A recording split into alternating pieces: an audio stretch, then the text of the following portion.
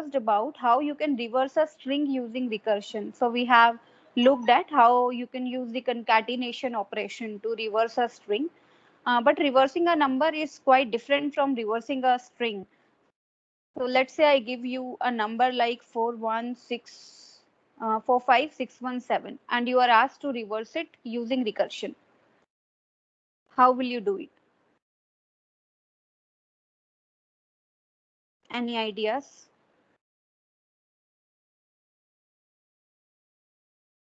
So if you think about iteratively doing it, the process might be a little more complicated. So recursion makes our life easy in the sense that we have discussed in the previous lab.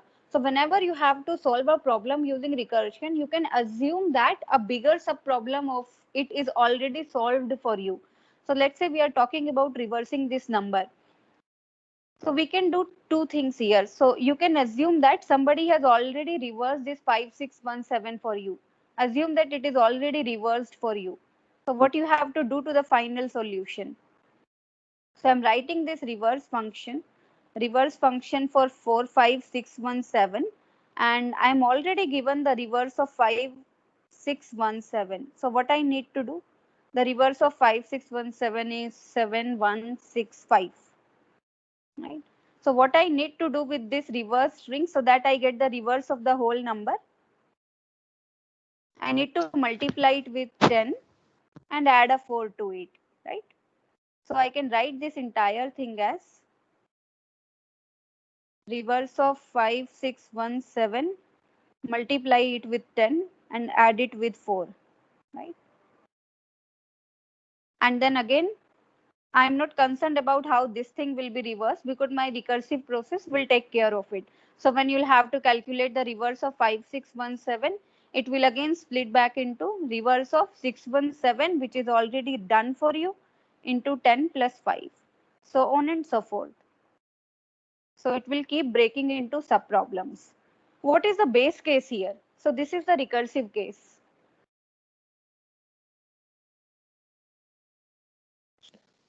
Single digit. Single digit, right? So time will come where you'll have to, let's say, calculate the reverse of 1 7. So this one will require the reverse of 7 with it. So that's a single digit, and base case is very straightforward here. So what is the reverse of a single digit? Reverse of a single digit is the digit itself. So that is our base case. Okay. Is there any other way to solve this?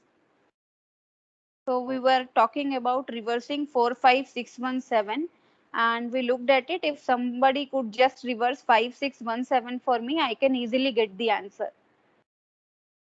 Okay.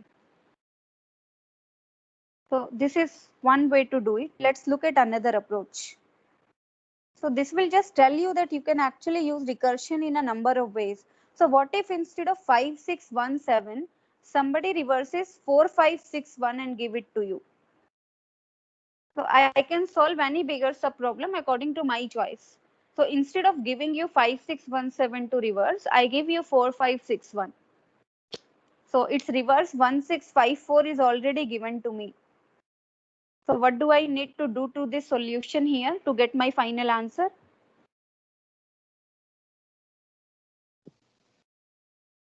Multiply into 10 power 4 and, and add it. Okay, if I multiply it with 10 to the power 4, it becomes 1654, and No, 4 the times the 0. the remaining digit. Okay, the remaining digit. So Yeah. 7. Perfect. So I multiply 7 with 10 to the power 4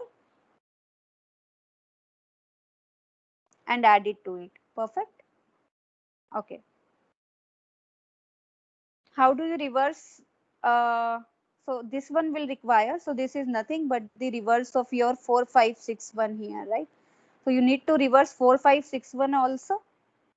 Means it will happen automatically. I'm just trying to show you what exactly will be the variable. So this is not going to remain 10 to the power 4 during every call to this function.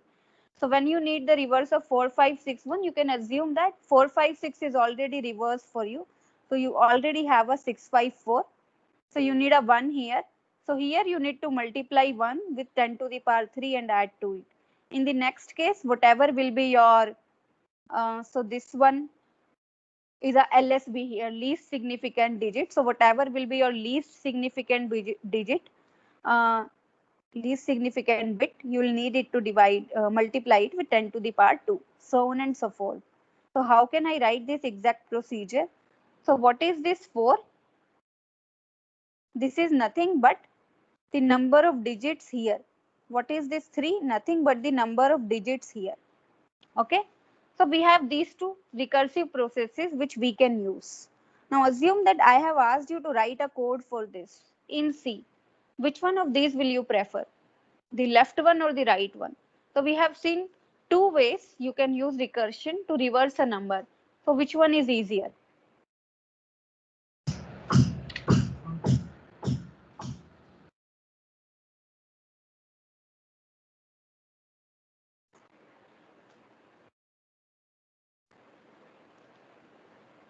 So see what all will you require for solving this?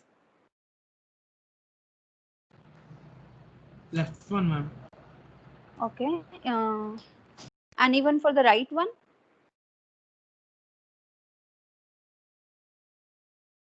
Any other for the left one? Okay. So let's talk about the left one first. So what all kind of computations will you need if you want to reverse this? So let's say I have this function where I want to do the reverse of a number n, right? So my base case is definitely if the number of digits in n is 1, and that's easy to check. How do I check if number of digits in n is 1? I can simply check whether n is in the range from 0 to 9, right? So if n is from 0 to 9, the number of digits is 1. So if it is 1, I can simply return n. Okay. So the text is taking some time to come on the screen. Okay. Else, if the number of digits is not 1, right? I want to do a reverse of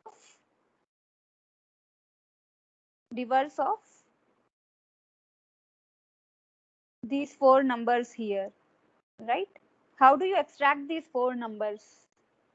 So see, this is not a string, so I cannot use any index. I'll have to do some operation here and I'll have to extract this string from here. So let's say I'm having some number here, D1, D2, D3, D4, D5, and I need to extract this portion D2, D3, D4, D5. How do you do it? So I need to The separate num it. Yes. the number minus d1 into 10 power 4. Are you sure? The number minus. Okay, so my number is 45671 minus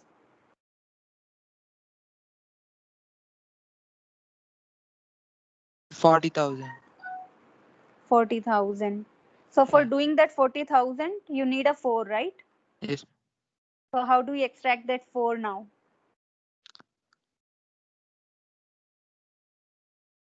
Or So else that, we can divide the number by uh, hmm, 10,000 and we get the remainder as 4, right?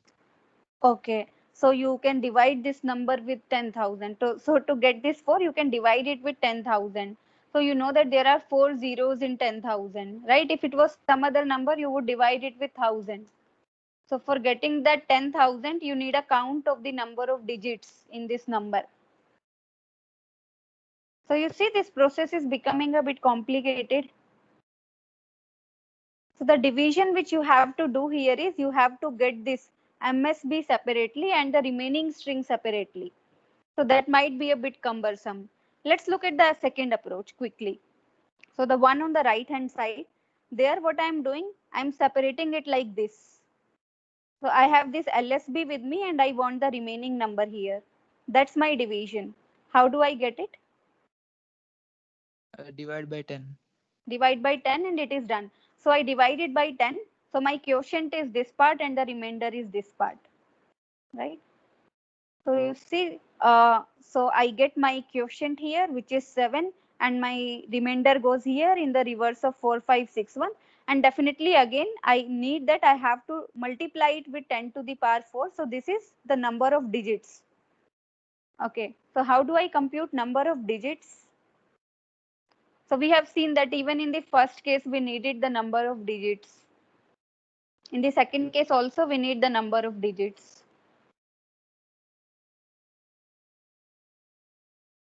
So for this, we need a submodule. Given a number, let's say I give this number 45617 to you. How do you tell me how many digits are there in this?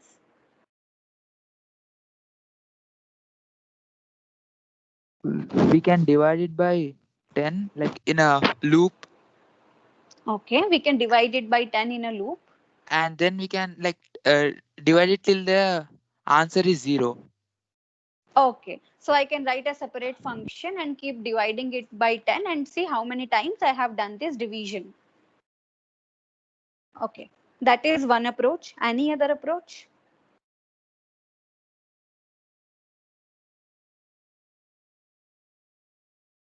Okay, tell me what if I take log 10 of a number?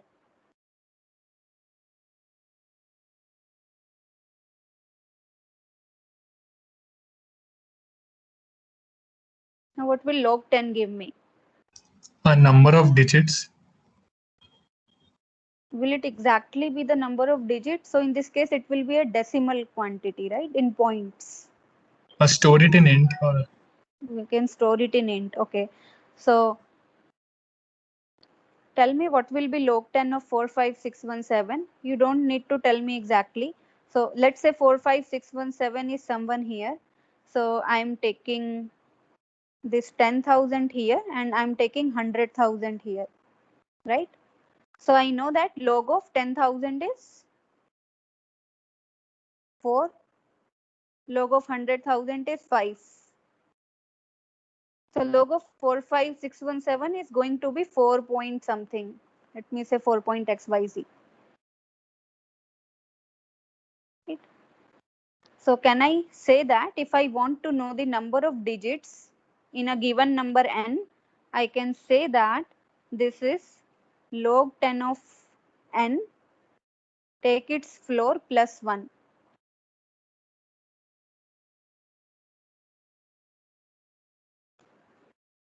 So I can try it with any other number. Let's say I want to see what is the number of digits in 15. So I'm going to take log 10 of 15, which will be 1 point something. I take a floor of that, which is 1, and 1 plus 1 is 2.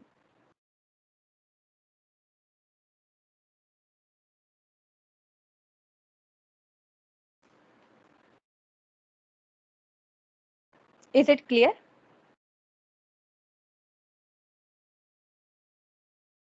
So you can check it later. So currently I'm telling you a simple formula. If you want to know the number of digits in any given number, you can calculate it with this formula here. So I'm doing it with this formula because definitely you can keep dividing it with 10 and it will give you an answer, but you have a direct function for log 10 in your math.h library. And we are going to use that. ma'am. Yes. What is that function, that float function, which you used just now? Okay. So I'll just quickly recap. Maybe you would have studied them before. There are two kinds of functions. So one is floor function and another is ceiling function. Do you know what rounding is, right? So sometimes we round some numbers. So let's say I'm given 2.4 and I'm given 2.6. So if I round 2.4, it becomes 2. If I round 2.6, it becomes 3. So what the floor and ceiling functions do, if you take floor of any decimal quantity, it will leave out this 0.4 part. So it will just return you 2. And if you take a ceiling of the same thing, it will return you 3. So it will round it up to the, not the nearest integer, but in the case if it is floor to the lowest, to the lower integer, and if it is ceiling to the higher up integer.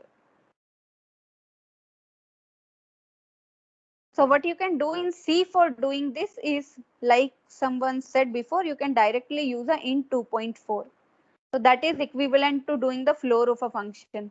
So if I take a floating point number here, which is 2.4, a float or a double, and I apply int in front of it, so this will take away this 0.4 from this and leave it only 2. So like in the case of 45617, when we took it log, it was 4.xyz. So you apply a int in front of it, typecast it to int, and this dot xyz will be removed, and what is left with you is only 4.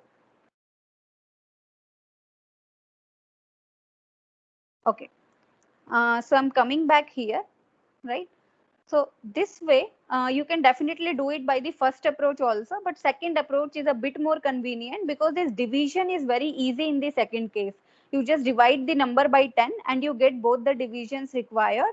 And then for calculating the number of digits here, you can use a log function. Okay, so how do I write this function recursively? So let me try to express it with the help of a mathematical formula. So if I have to reverse a number n, so what it is going to be? So if n is from 0 to 9, I can say that the reverse of this number is n, right? Else what is it going to be? So according to the second formula, I'm going to divide this number. So let's see what we are doing here. I'm going to divide this number by 10, right? So I'm going to take, so for the quotient, so I'm doing a recursion on the quotient, right? And the remainder is being multiplied by 10 times the number of digits in the quotient. So how do I write it? So it's going to be reverse of the quotient. So I get a quotient using n by 10. So this n by 10 is according to how you do it in the C. So you will round it up to an integer value. It will not be in decimals. So you reverse your n by 10 plus, how do you write your remainder? So that is n modulus 10. This is your remainder. And you are going to multiply this n modulus 10 with 10 to the power what? 10 to the power the number of digits in the quotient. So what is the number of digits in the quotient? We can use the formula above. So log 10 of your quotient, right? Going to take a floor of it and add a plus 1 here. Is this clear to you?